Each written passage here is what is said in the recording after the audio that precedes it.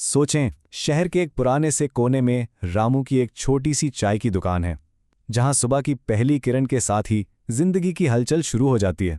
ये सिर्फ एक दुकान नहीं, बल्कि एक ऐसी जगह है जहां अलग अलग कहानियां, अलग अलग फलसफे चाय की एक प्याली पर आकर मिल जाते हैं। चलें, आज आपको इसी कहानी में लेकर चलते हैं और देखते हैं कि वक्त हमारे तजुर्बात को कैसे रंग देता है। रामू ना अक्सर अपने 3 पक्के ग्राहकों को देखकर सोचता था, कमाल है, ये लोग एक ही मेज पर बैठे हैं, एक ही चाय पी रहे हैं, लेकिन इनकी दुनियाएं एक दूसरे से कितनी अलग हैं। एक है जो माजी की यादों में खोया है, दूसरा सिर्फ आज के लम्हे में जी रहा है, और तीसरा वो तो मुस्तकबिल की फिक्रों में ही गुम रहता है। यही वो ख्याल है जो इस पूरी कहानी की बुनियाद है कि हम वक्त को जैसे देखते हैं, हमारी जिंदगियां वैसी ही बन जाती हैं।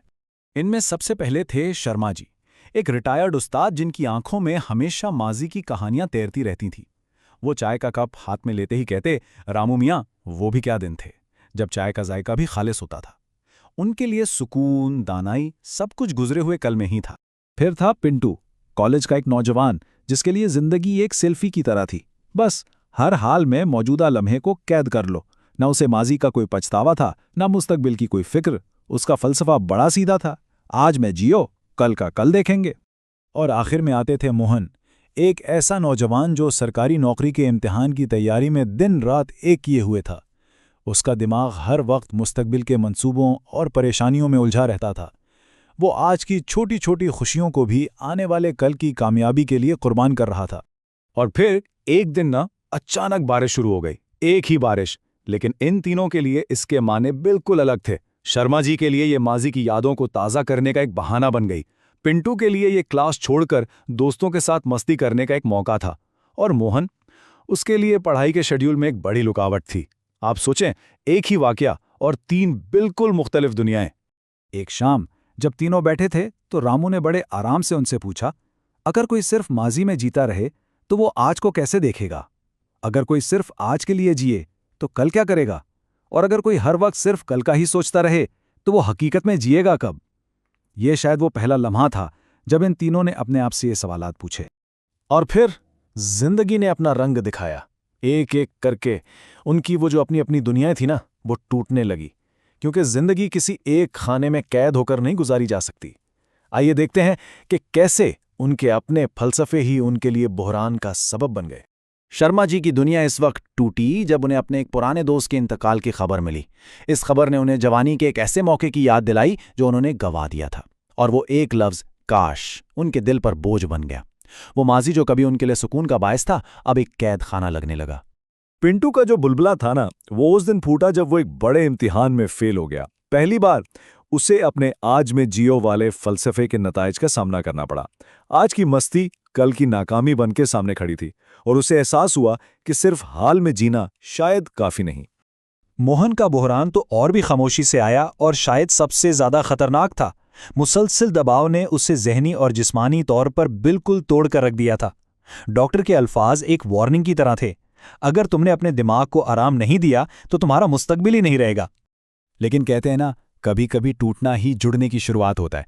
इन बहरानों ने इन तीनों को अपने अपने खोल से बाहर निकलने पर मजबूर कर दिया, और यहीं से एक नए तवाज़न की तलाश शुरू हुई। और ये तब्दीली कोई एक दिन में नहीं आई, छोटे छोटे कदमों से शुरू हुई। शर्मा जी ने अपने पोते से स्मार्टफोन चलाना सीखा और वीडियो कॉल पर पुराने दोस्तों से दोबारा जुड़ गए। पिंटू ने पहली बार अपनी पढ़ाई के लिए एक टाइम टेबल बनाया, और मोहन उसने बस हर शाम चाय पीते हुए अपना फोन जेब में रखा और आसमान को देखना शुरू कर दिया।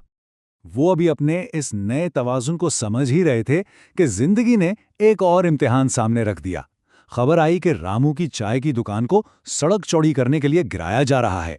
ये खबर उनके नए फलसफों का असल इम्तिहान थी, और इस बार इनका रद्द अमल बिल्कुल अलग था।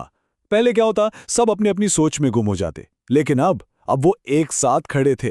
शर्मा जी ने कहा, इस जगह की रूह हम में है, दीवारों में नहीं। पिंटू ने कहा, आओ आखिरी कप चाय का मजा लें, लेकिन कल के लिए भी मंसूबा बनाएं। और मोहन ने कहा, आओ सुकून से मंसूबा बनाएं, लेकिन पहले इस लम्हे में मौजूद रहें। तो आखिर में इस कहानी से हमें क्या समझ आया? यही कि एक भरपूर जिंदगी माजी, हाल और मुस्तकबिल के धागों से मिलकर बनती है। ये एक दूसरे के दुश्मन नहीं, बल्कि एक ही तस्वीर के 3 जरूरी रंग हैं। तो फिर ये मुतवाज़न जिंदगी का फन है क्या? बहुत सादा सी 3 बातें हैं। पहला कदम, माजी से सीखें, क्योंकि ये हमें जड़ें और हिकमत देता है। दूसरा कदम, हाल से लुत्फ अंदोज हों, क्योंकि ये हमें खुशी और जिंदगी की तवानाई देता है। और तीसरा कदम, मुस्तकबिल की तैयारी करें, क्योंकि ये हमें सिमत और उम्मीद देता है। जैसे रामू ने आखिर में कहा था, क्या खूबसूरत बात कही थी। जिंदगी एक बहता हुआ दरिया है, पीछे का पानी रास्ता दिखाता है। यहाँ का पानी हमें संभालता है और आगे का बहाव मंजिल की तरफ खींचता है। जिंदगी एक बहाव है और सुकून इसी बहाव के साथ चलने में है। और आखिर में ये सवाल हम सब के लिए है, जब हम अपनी जिंदगी की चाय की प्याली पर नजर डालते हैं तो उसमें किस चीज का जायका सबसे ज्यादा है? माजी की यादों का, हाल के लम्हे का, या मुस्तकबिल की उम्मीदों का? शायद इस सवाल का जवाब ही हमें अपने वक्त के साथ एक बेहतर रिश्ता बनाने में मदद दे सकता है।